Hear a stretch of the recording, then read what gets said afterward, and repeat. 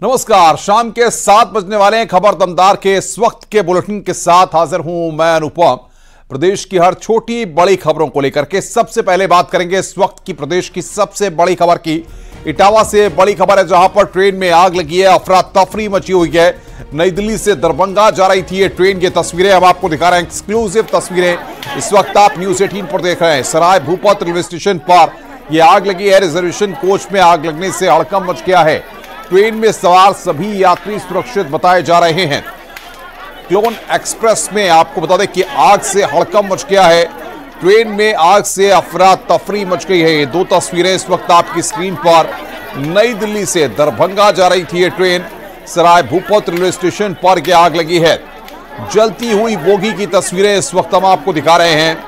The burning train की तस्वीरें इस वक्त आप देख रहे हैं किस तरीके से यह आग लगी है। फिलहाल जांच के बाद ही स्थिति साफ हो पाएगी कि आखिर क्या वजह रही, लेकिन फिलहाल जो अच्छी खबर इस हादसे के में यह है कि सभी यात्री सुरक्षित हैं। किसी को भी कोई दिक्कत यहां पर नहीं हुई है।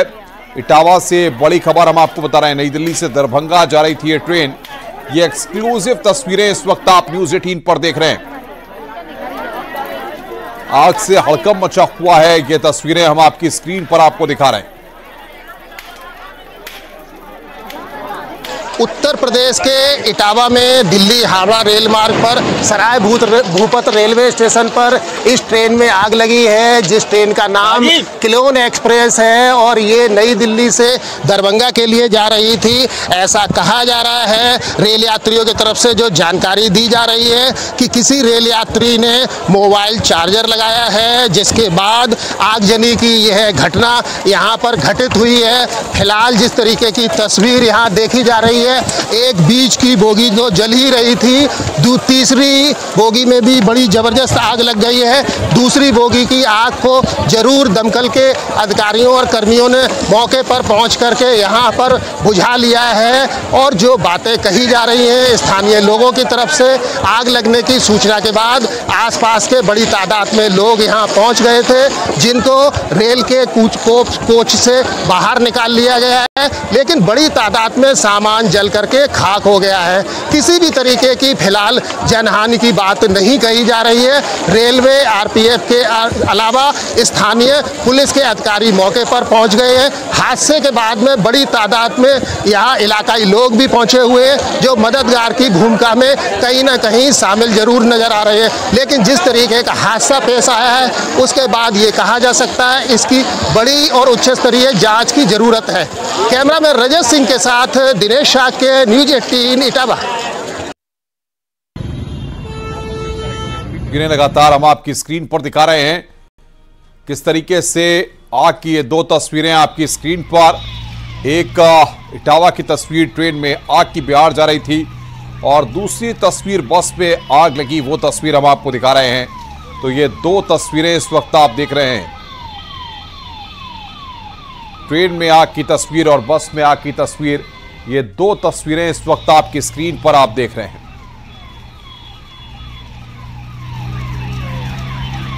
तो दो तस्वीरें, एक ट्रेन में आग लगने की तस्वीर और दूसरी बस में आग लगने की तस्वीर, ये दोनों तस्वीरें इस वक्त आपकी स्क्रीन पर आप देख रहे हैं। आगे बढ़ते हैं, खबर आगरा से, जहां पर एसटीएफ को बड़ी कामयाबी मिली है। आगरा इकाई ने 50,000 रुपए के इनामी बदमाश को गिरफ्तार किया है। राजस्थान के भरतपुर में एक हत्याकांड में कृष्णा नाम का यह अपराधी वांटेड था। एसटीएफ ने घेराबंदी कर थाना सदर क्षेत्र से कृष्णा को गिरफ्तार किया है। ताजनगरी से 50,000 का इनामी बदमाश गिरफ्तार किया गया है।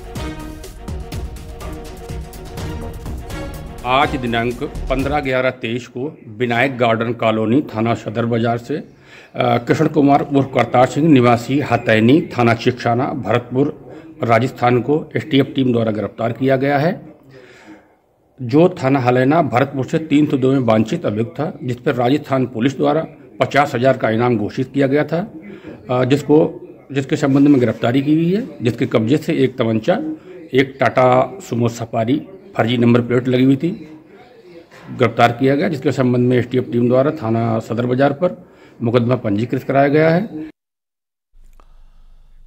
आगे बढ़ते हैं। गाजियाबाद में पुलिस ने गैंगस्टर के खिलाफ बड़ी कार्रवाई की है। गैंगस्टर लक्ष्य तंवर और गैंग के सदस्यों के करीब 2 करोड़ की बेनामी संपत्ति जब्त की गई है। फर्जी तरीके से लोन लेकर करोड़ों की संपत्तियां अर्जित की गई थी। पुलिस अब तक 65 करोड़ की संपत्ति कुर्क कर चुकी है। पुलिस गैंगस्टर लक्ष्य तंवर को पहले ही जेल भेज चुकी है। कुर्की की कार्रवाई घंटाघर कोतवाली क्षेत्र में की गई है।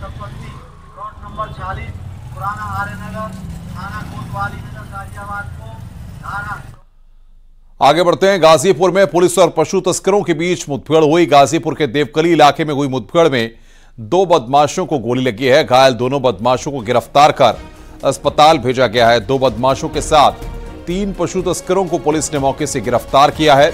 इस दौरान पुलिस ने स्कॉर्पियो में लदे 3 गौवंश भी बरामद किए हैं। पकड़े गए पशु तस्कर बिहार के रहने वाले हैं। 10:15 बजे के लगभग सूचना मिली थी कि बिहार के कुछ पशु तस्कर और पशु चोर जनपद की सीमा में प्रवेश किए हैं। एक बाइक सवार बाइक पे 2 मुलजिम और एक स्कॉर्पियो वहां से गुजरी, जिनको रोका गया, लेकिन उन लोगों ने रोकने के बजाय पुलिस पार्टी फायर किया, जिनसे उन उक्त बदमाशों से चकेरी मोड़ पे मुठभेड़ हुई। मुठभेड़ में 2 बदमाश घायल हुए, 3 अन्य पकड़े गए। साथ में एक स्कॉर्पियो पे 3 गोवंश लदे हुए थे, वो बरामद हुई है। एक मोटरसाइकिल बरामद हुई है। खबर कासगंज से है, जहां पर पुलिस को बड़ी सफलता मिली है। पुलिस ने युवक के हत्याकांड में सनसनीखेज खुलासा किया है। पत्नी ही निकली है अपने पति की कातिल। दीपावली की रात अपने प्रेमी के साथ मिलकर पत्नी ने ही रस्सी से गला घोंटकर पति की हत्या की। महिला का प्रेमी और हत्या का आरोपी मृतक ही मकान में किराए पर रहता है। पुलिस ने खुलासा करते हुए कहा है कि आरोपी ने गूगल पर सेफ हत्या के फॉर्मूले सर्च किए थे।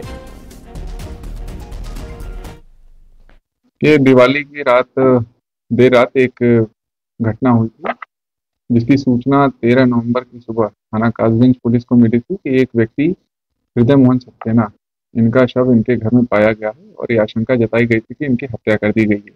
उसमें जानकारी में आया कि विगत 1 सप्ताह से ये दोनों इस मौके की तलाश में थे। उनकी सर्च हिस्ट्री में कुछ ऐसे तथ्य थे जैसे कि बिना सबूत के कैसे किसी घटना को अंजाम दें।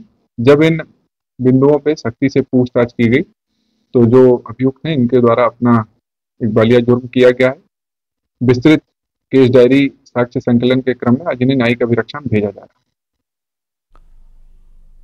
प्रतापगढ़ के तेलौरी मोड़ पर बेकाबू बस पेड़ से टकरा गई। हादसे में एक व्यक्ति की मौत हो गई, वहीं इस हादसे में 17 लोग घायल हो गए हैं। बाइक सवार को बचाने के चक्कर में बस पेड़ से टकरा गई। हादसे में घायल 17 लोगों में से 10 की हालत नाजुक है। इन 10 लोगों को प्रयागराज हायर सेंटर के लिए रेफर कर दिया गया, जबकि 4 व्यक्ति की हालत बेहद ही गंभीर बताई जा रही है। जिलाधिकारी और एसपी मौके पर पहुंचकर घायलों का हाल चाल जानने पहुंचे। आज एक बस जा रही थी यहाँ प्रतापगढ़ से कुंडा के लिए, प्रातः 8:30 बजे निकली थी। 10 बजे के लगभग एक पेड़ से टकरा गई है, जिसमें अभी तक एक व्यक्ति की मृत्यु हो गई है और इस दुर्घटना में 12 लोग रेफर किए गए, 10 लोग रेफर किए गए हैं और 5 लोग वहां पर एडमिट हैं सीएससी कुंडा में। इनका इलाज चल रहा है। पुलिस प्रशासन और स्वास्थ्य विभाग की सभी टीमें वहां पहुंच गई हैं। आज ये एक दुखद हादसा हुआ है, जिसमें हमारी जो नियमानुसार कार्रवाई है वो की जा रही है। नोएडा के एल्विश केस में जांच तेज हो गई है। नोएडा पुलिस एल्विश से जुड़े तार को खंगालने में जुटी हुई है। इस बीच पुलिस ने आरोपी राहुल को दोबारा रिमांड पर लेने के लिए कोर्ट में अर्जी दी है। बताया जा रहा है कि रिमांड के बाद आरोपी राहुल से नीली डायरी बरामद हुई थी। इस नीली डायरी में कई आयोजनों और नामों का जिक्र है। नोएडा पुलिस अब इसके आधार पर तफ्तीश पे जुट गई है। रेव पार्टी का आयोजन और उसमें सांपों के जहर की सप्लाई के मामले में नोएडा पुलिस की तफ्तीश लगातार आगे बढ़ रही है। और आपको बता दें, आज सुनवाई होनी है। दोबारा रिमांड के लिए अप्लाई किया है नोएडा पुलिस ने। आरोपी राहुल की रिमांड की अर्जी दी गई है। कोर्ट में सुनवाई होनी। 24 घंटे की रिमांड के दौरान आरोपी राहुल से एक नीली डायरी भी बरामद हुई थी। नीली डायरी में कई आयोजन और आयोजनों के साथ साथ कई नामों का भी जिक्र है, जिसकी नोएडा पुलिस अब तफ्तीश कर रही है। 2 टीमों का गठन किया है। एक टीम जो उसमें नामों का जिक्र है उनसे कांटेक्ट करने की कोशिश कर रही, तो दूसरी टीम जो है जहां पर भी आयोजनों का जिक्र है वहां पर जाके। खबर एटा से, जहां पर पुलिस को बड़ी सफलता मिली है। पुलिस ने 4 दिन पहले ग्राम परौली सुहागपुर में हुई बुजुर्ग की हत्या के मामले का सनसनीखेज खुलासा किया है। हत्या का आरोपी स्वयं वादी ही निकला है। अपने बेटे के ससुराली जनों को फंसाने के लिए साजिश रची गई। बहनोई ने ही अपने साले की बीमारी के चलते हुई मौत के बाद गोली मारी थी। फिलहाल पुलिस ने 3 आरोपियों को गिरफ्तार कर लिया है और आवश्यक कार्रवाई शुरू कर दी है। 10:11 की रात्रि में एक जैथरा पे सूचना प्राप्त हुई कि एक व्यक्ति को गोली मार दी गई है और एक व्यक्ति को घायल किया गया है। इस पे जब जांच की गई तो देखा गया, फिर FIR भी इसमें पंजीकृत हुई। दीपक नामक व्यक्ति ने अपने ससुराली जनों को नामित करते हुए 6 लोगों को अभियुक्त बनाया और इसमें वादी के पिता और झोला छाप डॉक्टर, इनको जेल भेजा जा रहा है 420 IPC में। प्रयागराज में बेटे को डांटना, पिता को भारी पड़ गया। नशा करने पर पिता ने बेटे को डांटा तो बेटे ने खुदकुशी कर ली। प्रयागराज के लोकनपुर में पिता के लाइसेंसी रिवॉल्वर से खुद को गोली मार ली, जिससे उसकी मौत हो गई।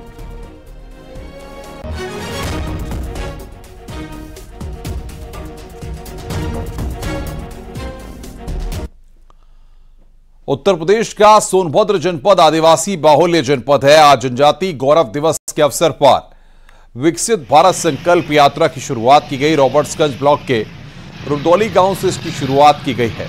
इस दौरान मुख्य अतिथि के रूप में आदिवासी समाज से आने वाले समाज कल्याण राज्य मंत्री संजीव सिंह, अपर सचिव भारत सरकार अजय तिवारी और जिलाधिकारी चंद्र विजय सिंह मौजूद रहे। तीनों अतिथियों ने दीप जलाकर कार्यक्रम की शुरुआत की। मंत्री संजीव गौड़ ने यात्रा को हरी झंडी दिखाई है। संकल्प यात्रा 107 ग्राम पंचायतों में जाएगा। जन कल्याणकारी योजनाओं का प्रचार प्रसार किया जाएगा। जनता से फीडबैक लेकर केंद्र सरकार को भेजा जाएगा। यह यात्रा 26 नवंबर तक चलेगी। के अवसर पर हमारे देश के यशस्वी प्रधानमंत्री नरेंद्र भाई मोदी जी आज आदिवासी जनजाति देश सरकार की जो योजनाएं चल रही हैं, जनपद सोनभद्र में रहने वाले जनजाति भाइयों के लिए हमारी सरकार की तमाम योजनाएं हैं, हमारी केंद्र सरकार की योजनाएं हैं, प्रदेश सरकार की योजनाएं हैं, उन तक पहुंचाने के लिए हम लोग कैंप के माध्यम से उनको जो है कि लाभान्वित कराने के लिए हम लोग कैंप लगा करके उनको बताने का भी काम कर रहे हैं और इस योजना का लाभ जनजाति भाइयों को मिल रहा है। ताजमहल में पर्यटक की तबीयत खराब होने से हड़कंप मच गया। पर्यटक अपने 4 साथियों के साथ ताजमहल घूमने के लिए आया था, तभी उसको हार्ट अटैक आ गया। हार्ट अटैक आने से साथियों ने आनंद फानंद में साथी को CPR दिया। उसके मुंह में सांसें दी गईं और उसकी छाती को दबाया गया। इसके थोड़ी देर बाद ही पर्यटक की सांस वापस आ गई। उसके बाद एम्बुलेंस बुलाकर उसको अस्पताल के लिए भर्ती कराया गया। पर्यटक का इलाज अस्पताल में चल रहा है।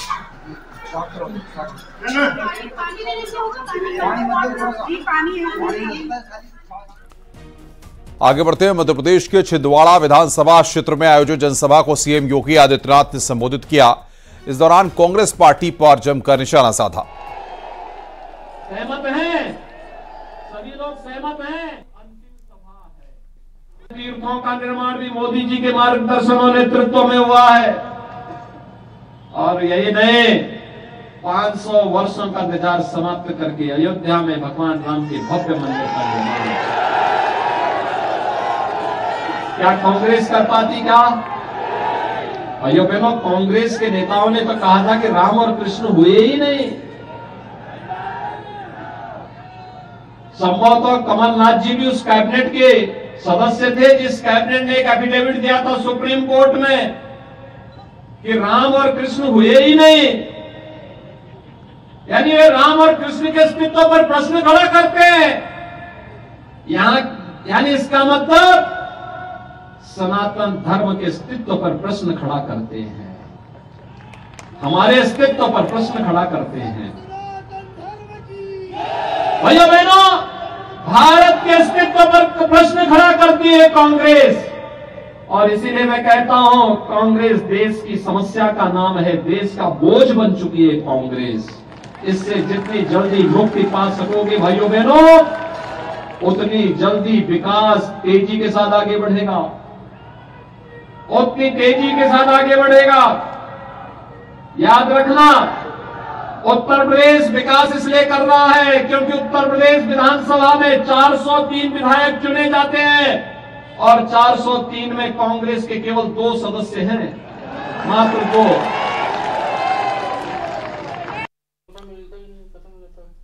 समाजवादी पार्टी के नेता स्वामी प्रसाद मौर्य हैं कि विवादित बयान देते थक नहीं रहे। कभी सनातन तो कभी हिंदू देवी देवताओं पर बयान देकर घिरते रहे हैं। रामचरितमानस और माता लक्ष्मी पर टिप्पणी करने के बाद अब वो भारत के बंटवारे पर कुछ ऐसा कहा है जिससे विवाद बढ़ सकता है। प्रयागराज के कुराव इलाके में बुद्ध भारत एकता संघ के कार्यक्रम में पहुंचे स्वामी मौर्य ने विवादित बयान देते नहीं थके। स्वामी प्रसाद मौर्य ने देश के बंटवारे के लिए जिन्ना को नहीं बल्कि हिंदू महासभा को जिम्मेदार ठहराया है।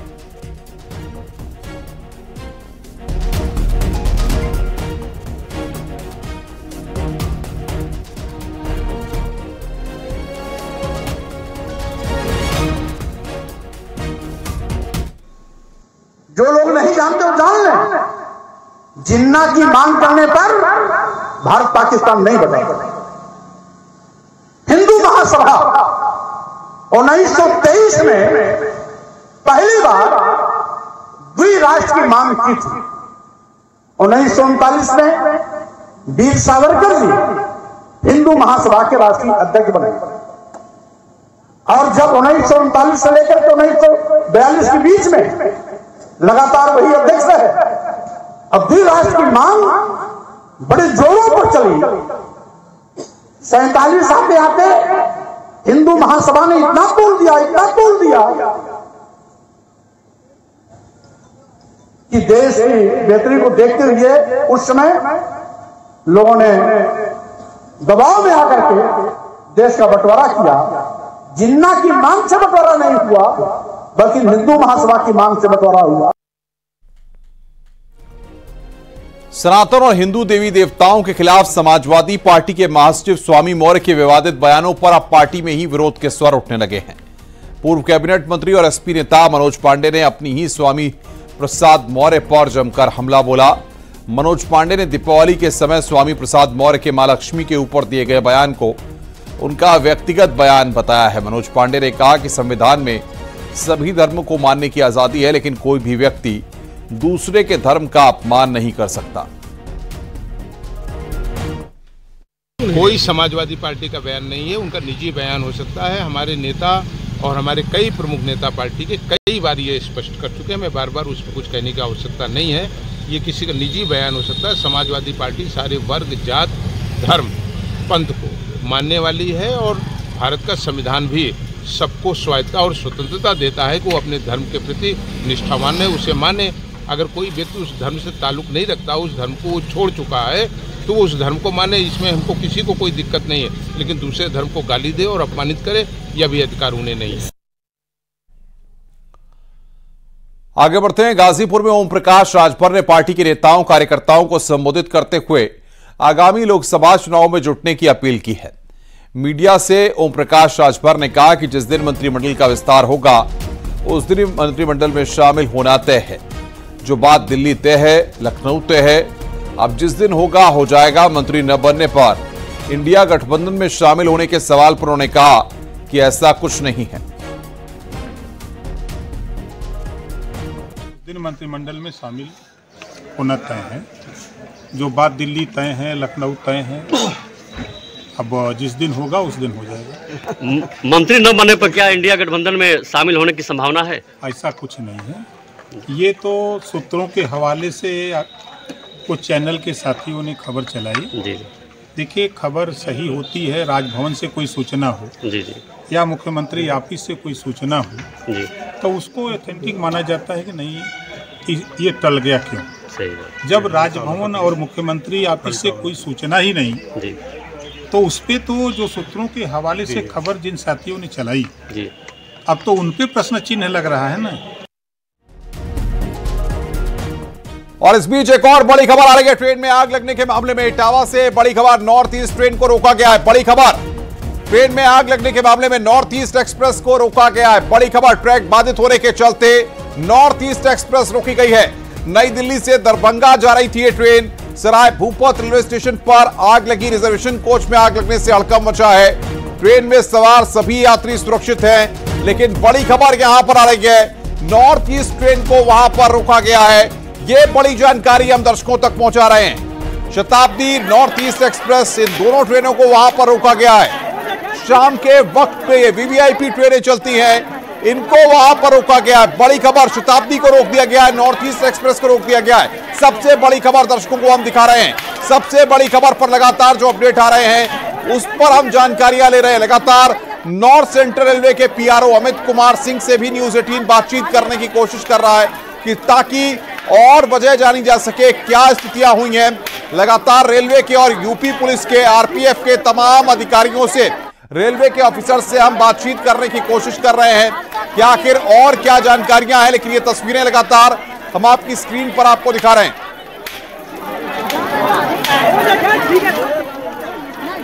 तो ये तस्वीरें इस वक्त आपकी स्क्रीन पर इटावा की किस तरीके से यहां पर यह घटना सामने आई है। फिलहाल सबसे बड़ी खबर यहां पर यह है कि ट्रेन की कई बोगियां चपेट पे आई हैं। एक बोगी पूरी तरह से जल गई है। साथ ही साथ शताब्दी और नॉर्थ ईस्ट दोनों गाड़ियों को फिलहाल रोका गया है। ये बड़ी जानकारी यहां पर हम आपको दे रहे हैं। दोनों गाड़ियों को फिलहाल रोका गया है। शताब्दी एक्सप्रेस को भी रोक दिया गया है, नॉर्थ ईस्ट एक्सप्रेस को रोका गया है। ट्रैक बाधित होने के चलते यहां पर रोका गया है। इस वक्त की सबसे अहम और बड़ी खबर इटावा से, इस वक्त की सबसे अहम बड़ी खबर ब्रेक की है हमारे संवाददाता दिनेश शाक्य ने कि शताब्दी और नॉर्थ ईस्ट को भी रोक दिया गया है। बताइए दिनेश, क्या अपडेट है, कौन कौन सी ट्रेनें रोकी गई हैं और फिलहाल कब तक ट्रैक चालू हो पाएगा? जो घटनाक्रम आगजनी का घटित हुआ है सराय भूपत रेलवे स्टेशन पर, उसको लेकर के लखनऊ से इस वक्त बातचीत करने के लिए नॉर्थ सेंट्रल रेलवे के पीआरओ अमित कुमार सिंह जी हमारे साथ जुड़ गए बातचीत करने के लिए। अमित जी, न्यूज 18 जानना चाहता है क्या स्थिति है, क्या जानकारियां आपके पास आई हैं और इटावा में जो ट्रेन के कोचों में आग लगी है उसके पीछे की वजह क्या है? जी जी देखिए, इसमें हमारी ट्रेन है, ये क्लोन स्पेशल है, नई दिल्ली से दरभंगा जा रही थी। इसके यस1 कोच में हमारे स्टाफ ने धुआं उठता हुआ देखा सराय भूपत स्टेशन के पास में। तो तुरंत ही हमारा ऊंची ऑफ करके और सारे पैसेंजर्स को इवैक्यूएट करा के आगे के कोचेज में शिफ्ट कर दिया गया था। और जो हमारे अफेक्टेड कोच है यस1 और उससे लगे हुए यस2 कोच को और यस3 कोच एसएलआर, इनको काट के गाड़ी से अलग कर दिया गया। ठीक है, और आग बुझाने का काम लगभग पूरा हो गया है, जल्दी आग भी बुझ जाएगी। और इसमें एक चीज और मैं बताना चाहूंगा कि किसी के हताहत होने की कोई सूचना हमको अभी तक नहीं मिली है। अमित जी, लेकिन सवाल यहाँ पर यह है कि किस वजह से आग लगी है, क्या कारण था, क्या सही है, लेकिन वर्तमान की जो स्थिति है इसमें सबसे पहले जो हमारी जिम्मेदारी है कि हम अपने सारे ही पैसेंजर्स को सेफली वहां से इवैक्यूएट कराएं और स्थिति को सामान्य कर सकें कि जो हमारा मूवमेंट है ट्रेन का जो इफेक्ट हो रहा है वो जल्दी से जल्दी नॉर्मल हो, ताकि हर कोई अपने गंतव्य पे टाइमली पहुंच सके। अमित जी, लगातार बिहार, क्योंकि छठ का पर्व भी करीब है, ऐसे में बिहार जाने के लिए बहुत ज्यादा ट्रेनों में भीड़ भी चल रही है। ऐसे में शताब्दी और नॉर्थ ईस्ट एक्सप्रेस को भी रोका गया है, और किन गाड़ियों को रोका गया है? देखिए, करीब इसमें लगभग 1 दर्जन ट्रेनें हैं जो इससे थोड़ी सी अफेक्टेड हो रही हैं। इसीलिए हमारा प्रयास है कि जल्दी से जल्दी इस चीज को क्लियर किया जा सके, और जो कि अभी कुछ ही देर में क्लियर हो जाएगा। सर, शुक्रिया आपका अमित जी हमारे साथ बातचीत करने के लिए। अमित कुमार सिंह पीआरओ है नॉर्थ सेंट्रल रेलवे के। सबसे महत्वपूर्ण जानकारियां, 1 दर्जन ट्रेनों को रोका गया है, बड़ी जानकारी न्यूज 18 दे रहा है दर्शकों को। 1 दर्जन ट्रेनों को रोका गया है। दिनेश शाह की भी लगातार हमें अपडेट दे रहे हैं।